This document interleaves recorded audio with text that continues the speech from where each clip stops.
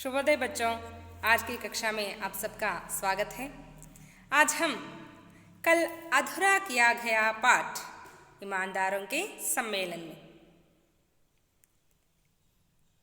आज की कक्षा में इस पाठ के आगे की जानकारी हम प्राप्त कर लेंगे। तो बच्चों, हम सब जानते हैं कि लेखक जी को किस प्रकार की पत्र मिलता है, उस पत्र में क्या लिखा हुआ था। क्या आप में से कोई बता सकते हैं उस पत्र में क्या लिखा हुआ था? हाँ बच्चों, आपने बिल्कुल ठीक कहा। उस पत्र में लिखा हुआ था कि हम लोग इस शहर में एक ईमानदार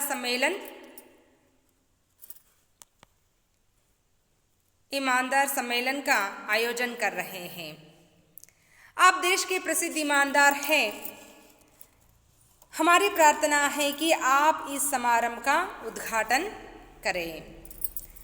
आपके आने जाने का पहला दर्जे का किराया देंगे और आवास भोजन की व्यवस्था भी हम करेंगे। तो लेखक जी दूसरे दर्जे में जाकर पहले दर्जे का किराया लेते हैं, तो लेखक जी को कितने पैसे बच जाते हैं? 150 पैसे। 150 पैसे बचाने के लिए वे दूसरे दर्जे में जाकर प्रथम दर्जे का किराया लेते हैं और सम्मेलन के आयोजकों से झूठ बोलते हैं कि मैं प्रथम दर्जे में ही आया हूँ। इस प्रकार वहाँ पर लेखक जी का बेईमानी का पर्दाफाश होता है। और जब रेलवे स्टेशन पर उनका स्वागत होता है, तब वहाँ पर लेखक जी को पहनाए गए फूल मालों को भेजने की कल्पना कर लेते हैं। वहाँ पर भी लेखक जी का बेईमानी का पर्दाफाश होता है। सम्मेलन शुरू होता है तो लेखक जी सम्मेलन के लिए जाते हैं और सम्मेलन का उद्घाटन भी करते हैं और लगातार 1 घंटे तक भाषण भी देते हैं। सम्मेलन समाप्त होने के बाद लेखक जी लोगों के साथ बातें करते करते आगे चल पड़ते हैं और अपनी चप्पलों को पहनने के लिए जाते हैं, तो वहाँ पर चप्पलें नहीं थी, चप्पलें गायब हो चुकी थी। तब वे क्या करते हैं, वहीं पर रहने वाले फटी पुरानी चप्पलों को पहनकर वापस कमरे तक लौट आते हैं। तब एक व्यक्ति आकर उनसे प्रश्न पूछता है कि क्या आपकी चप्पलें किसी ने पहन गया है?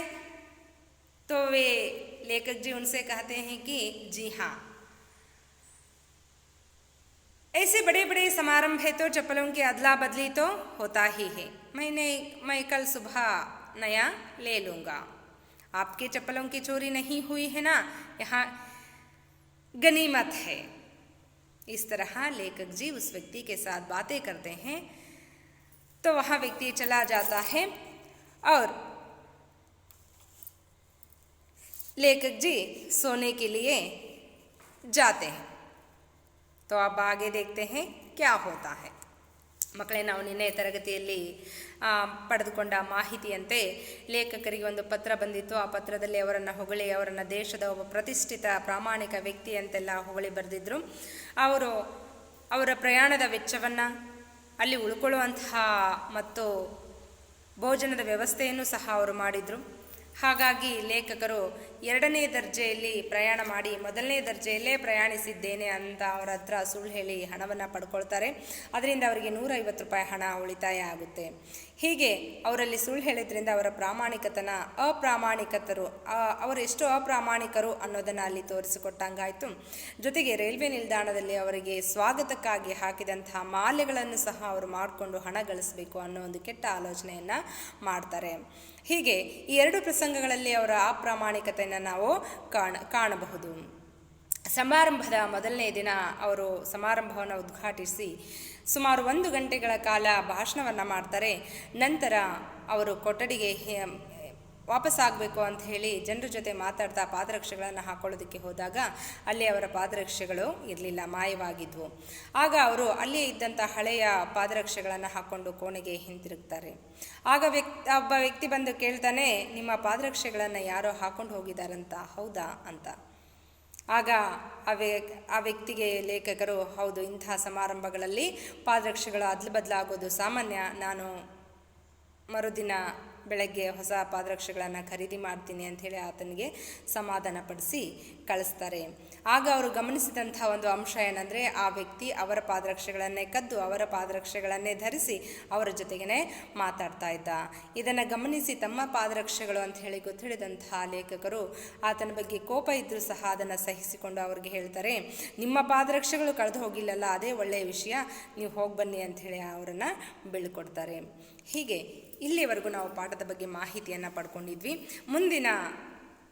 ಮುಂದೆ ಸಮಾರಂಭ ಯಾವ ರೀತಿಯಾಗಿ ನಡೆಯುತ್ತೆ, ಎಂಥೆಂಥ ಅನುಭವಗಳನ್ನು ಲೇಖಕರು ಪಡಿತಾರೆ ಅನ್ನೋದನ್ನು ಈ ಇಂದಿನ ತರಗತಿಯಲ್ಲಿ ನಾವು ನೋಡೋಣ. ಲೇಖಕರು ಆ ವ್ಯಕ್ತಿಯನ್ನು ಕಳಿಸಿಕೊಟ್ಟಾದ ನಂತರ ಮಲಗೋದಕ್ಕೆ ಕೋಣೆ ಕಡೆಗೆ ಹೋಗ್ತಾರೆ. ಜಬ್ लेखक जी उस व्यक्ति के साथ बात करके जब वहाँ व्यक्ति जाता है तब लेखक जी सोने के लिए आते हैं. तब फिर मैंने देखा कि एक बिस्तर की चादर गायब है. मैंने आयोजनकर्ताओं से कहा तो उन्होंने जवाब दिया, होटल वाले ने धुलाने को भेज दी होगी, दूसरी आ जाएगी. पर दूसरी आई ही नहीं. जब लेखक जी सोने के लिए जाते हैं तो वहाँ पर बिस्तर की चादर नहीं थी. तो लेखक जी आयोजनकर्ताओं को बुलाकर उनसे कहते हैं कि मुझे एक चादर की आवश्यकता है. सुबह तो यहाँ पर चादर थी लेकिन अब नहीं है. तो आयोजनकर्ताओं ने उन्हें लेखक जी को उत्तर देते हैं कि शायद होटल वालों ने धुलाने के लिए ले जाए होंगे, हम दूसरी भिजवा देते हैं. लेकिन बहुत समय बीत जाता है लेकिन दूसरी चादर नहीं आती है. लेखक जी वैसे ही सो जाते हैं. ಲೇಖಕರು ಮಲಗೋದಕ್ಕೆ ಕೋಣೆ ಕಡೆಗೆ ಹೋದಾಗ ಬೆಳಗ್ಗೆ ಇದ್ದಂತಹ ಆ ಬೆಡ್ಶೀಟ್ ಚಾದರ್ ಅಲ್ಲಿ ಇರಲಿಲ್ಲ. ಆದ್ದರಿಂದ ಅವರು ಸಮ್ಮೇಳನದ ಆಯೋಜಕರನ್ನು ಕರೆದು ಅವರ ಬಳಿ ಹೇಳಿದಾಗ ಅವರು ಹೋಟೆಲ್ನವರು ಬಹುಶಃ ತೊಳೆಯೋದಕ್ಕೆ ತೆಗೆದುಕೊಂಡು ಹೋಗಿರ್ಬೋದು, ನಾವು ಬೇರೊಂದನ್ನು ಕಳಿಸ್ತೀವಿ ಅಂಥೇಳಿ ಹೊರಟು ಹೋಗ್ತಾರೆ. ತುಂಬ ಸಮಯ ಕಳೆದು ಹೋದರೂ ಸಹ ಅಲ್ಲಿ ಬೇರೊಂದು ಬೆಡ್ಶೀಟ್ ಅಲ್ಲಿಗೆ ಬರೋದಿಲ್ಲ. ಅನಿವಾರ್ಯವಾಗಿ ಲೇಖಕರು ಹಾಗೆ ಮಲಗ್ತಾರೆ. दूसरे दिन गोष्ठियाँ शुरू हो गई. रात को गोष्ठियों से लौटा, देखा कि 2 और चादरें गायब हैं. तीनों चली गई. सुबह उठकर लेखक जी गोष्ठियाँ के लिए तैयार होते हैं और गोष्ठियाँ समाप्त होने के बाद रात को वापस लौटते हैं और सोने के लिए जाते हैं.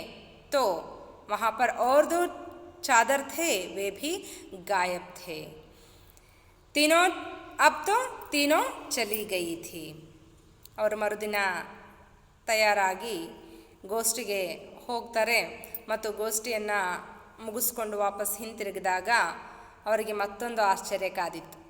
ಬೆಳಗ್ಗೆ 1 ಚಾದರ ಮಾತ್ರ, 1 ಬೆಡ್ಶೀಟ್ ಮಾತ್ರ ಇರಲಿಲ್ಲ. 2 ಇರುವಂತಹ 2 ಅಂದರೆ ಉಳಿದ ಅವರ ಆ ಕೊಠಡಿಯಲ್ಲಿ ಉಳಿದಂತಹ ಇನ್ನಿಬ್ಬರ ಸ್ನೇಹಿತರ ಬೆಡ್ಶೀಟ್ಗಳು ಅವರ ಬಳಿಯೇ ಇದ್ವು.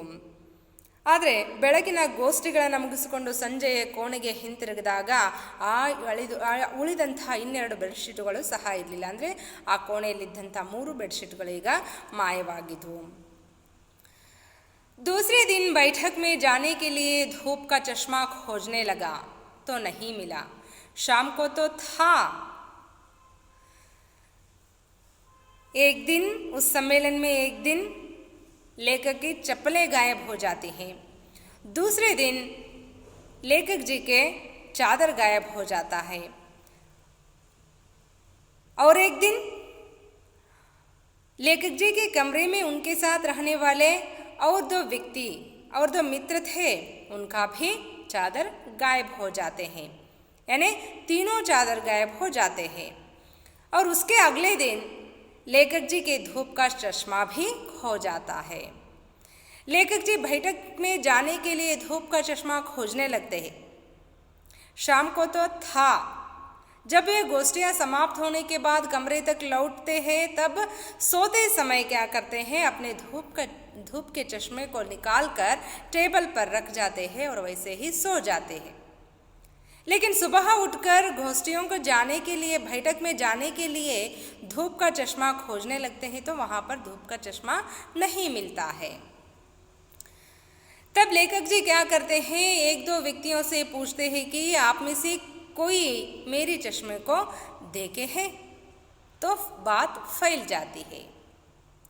ಒಂದು ದಿನ ಲೇಖಕರು ಆ ಸಮ್ಮೇಳನದಲ್ಲಿ ತಮ್ಮ ಪಾದರಕ್ಷೆಗಳನ್ನು ಕಳ್ಕೊಂಡ್ರೆ ಮತ್ತೊಂದು ದಿನ ತಮ್ಮ ಕೋಣೆಯಲ್ಲಿ ಇರುವಂತಹ ಒಂದು ಬೆಡ್ಶೀಟನ್ನು ಸಹ ಕಳೆದುಕೊಳ್ತಾರೆ. ಅದರ ಮರುದಿನ ಅವರ ಜೊತೆಗಿದ್ದಂಥ ಇನ್ನಿಬ್ಬರು ಸ್ನೇಹಿತರ ಬೆಡ್ಶೀಟ್ಗಳು ಸಹ ಮಾಯವಾಗ್ತವೆ. ಅಂದರೆ ಒಟ್ಟಾರೆಯಾಗಿ ಆ ಕೋಣೆಯಲ್ಲಿದ್ದಂಥ 3 ಬೆಡ್ಶೀಟ್ಗಳು ಸಹ ಕಾಣೆಯಾಗ್ತವೆ. ಅದಾದ ನಂತರ ಮರುದಿನ ಲೇಖಕರು ಗೋಷ್ಠಿಗೆ ಹೋಗೋದಕ್ಕಾಗಿ, ಸಮ್ಮೇಳನಕ್ಕೆ ಹೋಗೋದಕ್ಕಾಗಿ ಏನು ಮಾಡ್ತಾರೆ, ಎಲ್ಲ ಸಿದ್ಧತೆಯನ್ನು ಮಾಡಿಕೊಂಡು ತುಂಬ ಚೆನ್ನಾಗಿ ಬಟ್ಟೆಗಳನ್ನು ಧರಿಸಿ ತಿಂಡಿಯನ್ನೆಲ್ಲ ಮುಗಿಸಿ ಇನ್ನೇನು ಹೋಗಬೇಕು ಅಂದಾಗ ತಮ್ಮ ಕನ್ನಡಕವನ್ನು ಧರಿಸ್ಕೊಂಡು ಹೋಗಬೇಕು ಅಂತ ಕನ್ನಡಕವನ್ನು ಹುಡುಕ್ತಾರೆ. ಆದರೆ ಅಲ್ಲಿ ಕನ್ನಡಕ ಇರೋದಿಲ್ಲ. ಹಿಂದಿನ ದಿನ ಸಮ್ಮೇಳನವನ್ನು ಮುಗಿಸ್ಕೊಂಡು ಬಂದು ಸಂಜೆ ಮಲಗುವಂಥ ಸಂದರ್ಭದಲ್ಲಿ ಆ ಕನ್ನಡಕವನ್ನು ತೆಗೆದು ಅದೇ ಕೊಠಡಿಯ ಟೇಬಲ್ನ ಮೇಲೆ ಇಟ್ಟಿದ್ರು. ಆದರೆ ಈಗ ಆ ಕನ್ನಡಕ ಅವ್ರಿಗೆ ಕಾಣ್ತಾ ಇಲ್ಲ. ಆಗ ಲೇಖಕರು ತಮ್ಮ ಎದುರಿಗೆ ಸಿಕ್ಕಂಥ ಒಂದಿಬ್ಬರು ವ್ಯಕ್ತಿಗಳ ಹತ್ರ ಮಾತನಾಡ್ತಾರೆ. ನಿಮ್ಮಲ್ಲಿ ಯಾರಾದರೂ ನನ್ನ ಕನ್ನಡಕವನ್ನು ನೋಡಿದ್ದೀರಾ? ಅವರೊಂದಿಬ್ಬರು ಮೂವರನ್ನು ವಿಚಾರಿಸಿದಾಗ ಆ ವಿಷಯ ಸುದ್ದಿ ಆಗುತ್ತೆ. ಅದು ಬೇಗ ಎಲ್ಲ ಆ ಹೋಟೆಲಲ್ಲಿ ಉಳ್ಕೊಂಡಿರುವಂಥ ಎಲ್ಲರ ಕಿವಿಗೂ ಅದು ಬೀಳುತ್ತೆ, ಲೇಖಕರ ಕನ್ನಡಕ ಕಳೆದು ಹೋಗಿದೆ ಅಂತ. इसी समय बगल के कमरे में हल्ला हुआ। अरे मेरा ब्रीफकेस कहाँ चला गया, यहीं तो रखा था। जब लेखक जी अपने चश्मा ढूंढ रहे थे उस समय बगल के कमरे में एक शोर होता है, एक हल्ला होता है। हल्ला इसका अर्थ होता है शोर। वहाँ पर एक व्यक्ति जोर जोर से चिल्ला रहा था, मेरा ब्रीफकेस मैंने यहीं पर रखा था, अब तो यहाँ मेरा ब्रीफकेस दिखाई नहीं दे रहा है। ಯಾವಾಗ ಲೇಖಕರು ತಮ್ಮ ಕನ್ನಡಕವನ್ನು ಹುಡುಕ್ತಾ ಇದ್ರೋ ಆಗ ಪಕ್ಕದ ಕೋಣೆಯಲ್ಲಿ ಒಂದು ಸಣ್ಣ ಗಲಾಟೆ ಕೇಳಿಸ್ತು. ಹಲ್ಲ ಅಂದರೆ ಗಲಾಟೆ. ಅಲ್ಲಿ ಒಬ್ಬ ವ್ಯಕ್ತಿ ಜೋರಾಗಿ ಕಿರ್ಚಾಡ್ತಾ ಇದ್ದ, ನನ್ನ ಸೂಟ್ಕೇಸ್ ನಾನು ಇಲ್ಲೇ ಇಟ್ಟಿದ್ದೆ, ಆದರೆ ಅದು ಈಗ ಇಲ್ಲಿ ಕಾಣ್ತಾ ಇಲ್ಲ, ನನ್ನ ಸೂಟ್ಕೇಸ್ ಯಾರು ತೊಗೊಂಡಿದ್ದೀರಾ ಅಂತ ಜೋರಾಗಿ ಕಿರ್ಚಾಡ್ತಾ ಇದ್ದ. तब लेखक जी वहाँ जाते हैं और उस व्यक्ति के साथ बातें करते हैं और उनसे पूछते हैं उसमें पैसे तो नहीं थे. ಆಗ ಲೇಖಕರು ಆ ಕೋಣೆಯನ್ನು ಪ್ರವೇಶ ಮಾಡಿ ಆಗ ಕಿರ್ಚಾಡ್ತಾ ಇದ್ದಂಥ ವ್ಯಕ್ತಿಯನ್ನು ಮಾತನಾಡಿಸಿ ಕೇಳ್ತಾರೆ, ಆ ಸೂಟ್ಕೇಸಲ್ಲೇನಾದರೂ ಹಣ ಇತ್ತಾ? ಅದಕ್ಕೆ ಉತ್ತರವಾಗಿ ಆ ವ್ಯಕ್ತಿ ಹೇಳ್ತಾನೆ, ಪೈಸೆ ತೋ ನಹಿ ಥೇ ಕಾಗಜಾತ್ ಥೇ. ಅದರಲ್ಲಿ ಹಣವಂತೂ ಇರಲಿಲ್ಲ, ಕಾಗದ ಪತ್ರಗಳಿದ್ವು. ಆಗ ಲೇಖಕರು ಸಮಾಧಾನದಿಂದ ನಿಟ್ಟುಸಿರನ್ನು ಬಿಡ್ತಾ ಹೇಳ್ತಾರೆ, तो मिल जाएगा, मैं बिना धूप का चश्मा लगाए बैठक में पहुंचा. ಆಗ ಲೇಖಕರು ಆತನಿಗೆ ಹೇಳ್ತಾರೆ, ಅದರಲ್ಲಿ ಹಣ ಇಲ್ಲ ಅಂದರೆ ಚಿಂತೆ ಮಾಡೋ ಅವಶ್ಯಕತೆ ಇಲ್ಲ. ಆ ಕಾಗದ ಪತ್ರಗಳನ್ನು ನೋಡಿ ಜನ ಅದನ್ನು ಕದ್ದಿರೋದೇ ಹಣಕ್ಕಾಗಿ.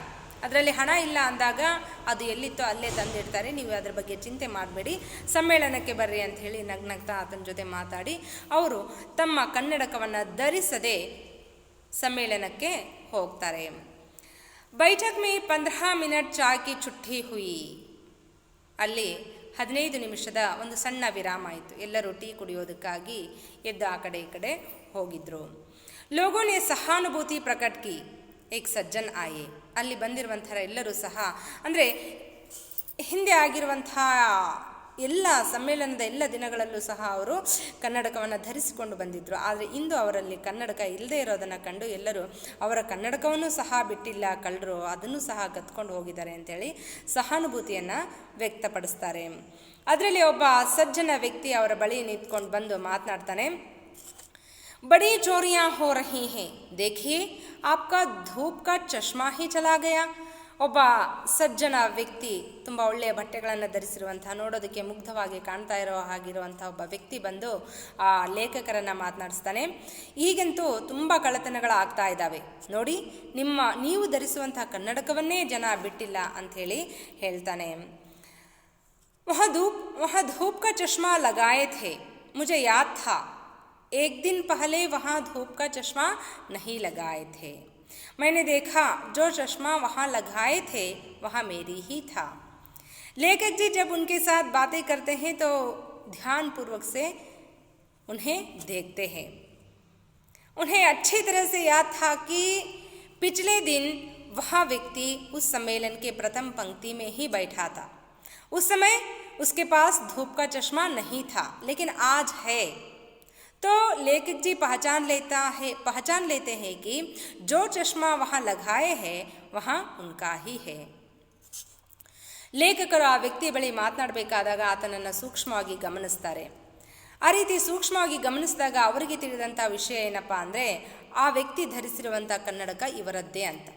ಯಾಕೆ ಅಂದರೆ ಸಮ್ಮೇಳನದ ಹಿಂದಿನ ದಿನಗಳಲ್ಲೆಲ್ಲ ಅವನು ಆ ಸಮ್ಮೇಳನದ ಮೊದಲನೇ ಸಾಲಲ್ಲೇ ಕೂತ್ಕೊಂಡಿರ್ತಾ ಇದ್ದ ಮತ್ತು ಆ ದಿನಗಳಲ್ಲಿ ಆತನ ಬಳಿ ಕನ್ನಡಕ ಇರಲಿಲ್ಲ. ಆದರೆ ಇಂದು ಆತನ ಬಳಿ ಕನ್ನಡಕ ಇತ್ತು. ಅಂದರೆ ಅವನು ಇವರ ಕನ್ನಡಕವನ್ನೇ ಧರಿಸಿ ಇವರ ಬಳಿಯೇ ಬಂದು ಮಾತನಾಡ್ತಾ ಇದ್ದ. ಅದನ್ನು ಲೇಖಕರು ಅರ್ಥ ಮಾಡ್ಕೊಳ್ತಾರೆ. ಅವರು ಗೊತ್ತು ಹಿಡಿತಾರೆ ಇವನು ಧರಿಸಿರುವಂಥ ಕನ್ನಡಕ ಅವರದ್ದೇ ಅಂತ. तो वह व्यक्ति लेखक जी के साथ कहने लगता है कि लेखक जी के सामने कहने लगता है कि आपने चश्मा लगाया नहीं था.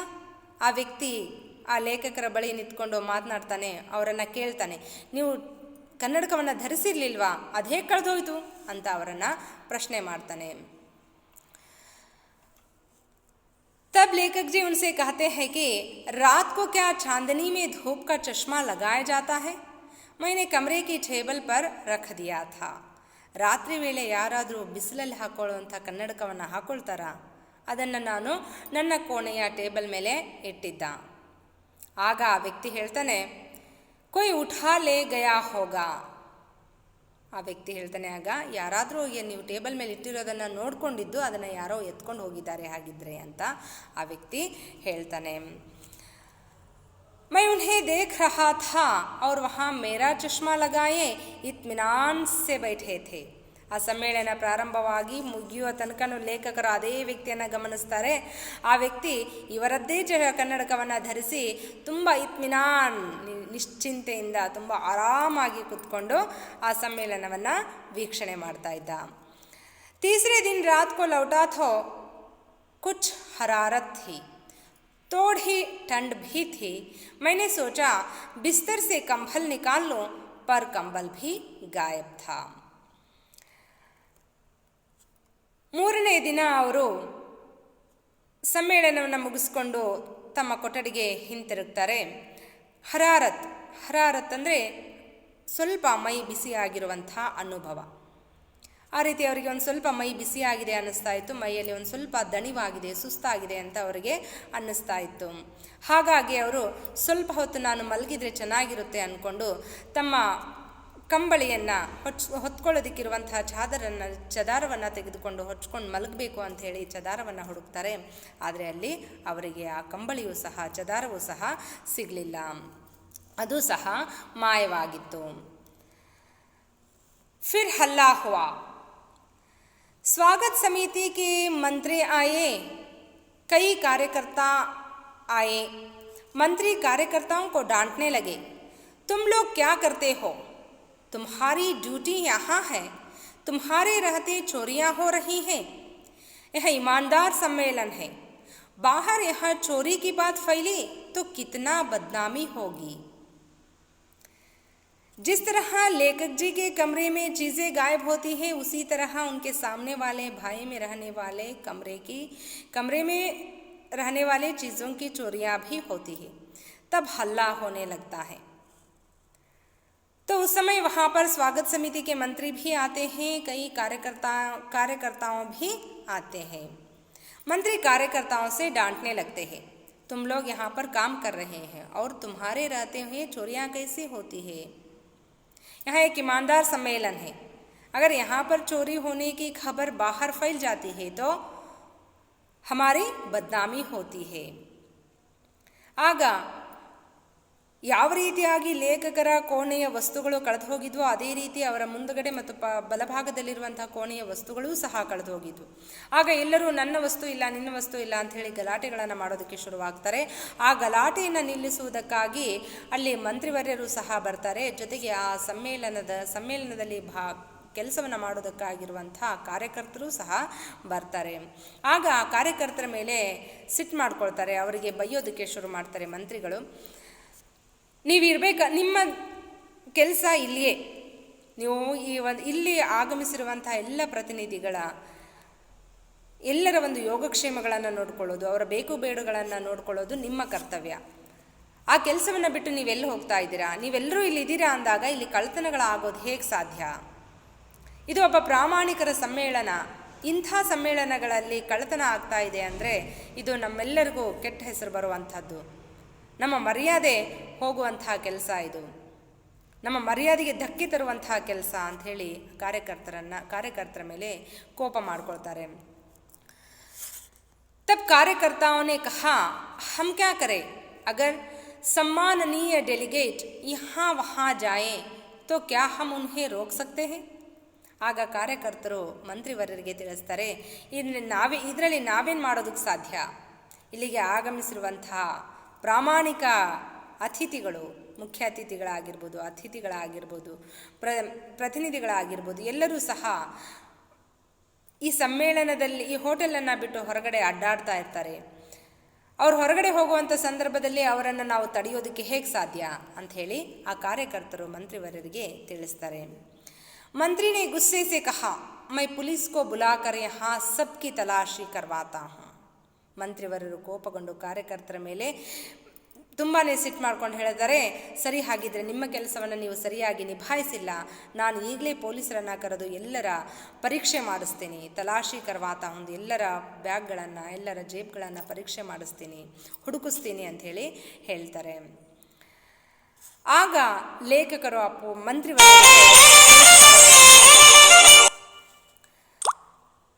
ऐसा हरगिज मत करिए, ईमानदारों के सम्मेलन में पुलिस ईमानदारों की तलाशी ले, यहाँ बड़ी अशोभनीय बात होगी, फिर इतने बड़े सम्मेलन में थोड़ी गड़बड़ी होगी ही.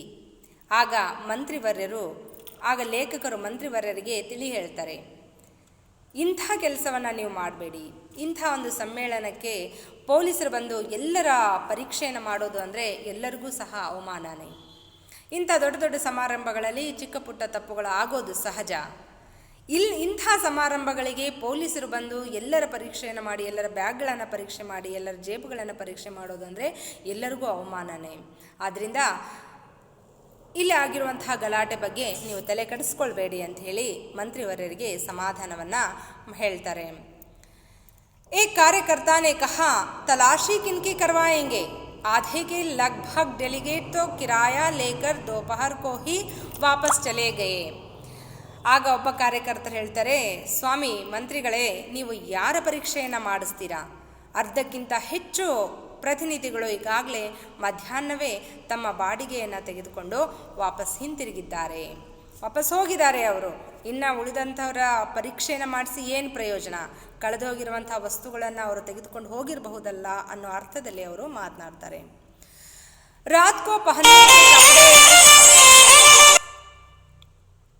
रात को पहनने के कपड़े सिरहाने दबाकर सोया, नई चप्पल और शेविंग का डिब्बा बिस्तर के नीचे दबाया. ರಾತ್ರಿ ಹೊತ್ತು ಬಟ್ಟೆಗಳನ್ನು ತಮ್ಮ ಸಿರಹಾನೆ ತಲೆದಿಂಬಿನ ಕೆಳಗಡೆ ಇಟ್ಕೊಂಡು ಮಲಗ್ತಾರೆ ಮತ್ತು ಅವರ ಶೇವಿಂಗ್ ಬಾಕ್ಸನ್ನು ತಮ್ಮ ಹಾಸಿಗೆ ಕೆಳಗಡೆ ಇಟ್ಕೊಂಡು ಮಲಗ್ತಾರೆ. सुबह मुझे लौटना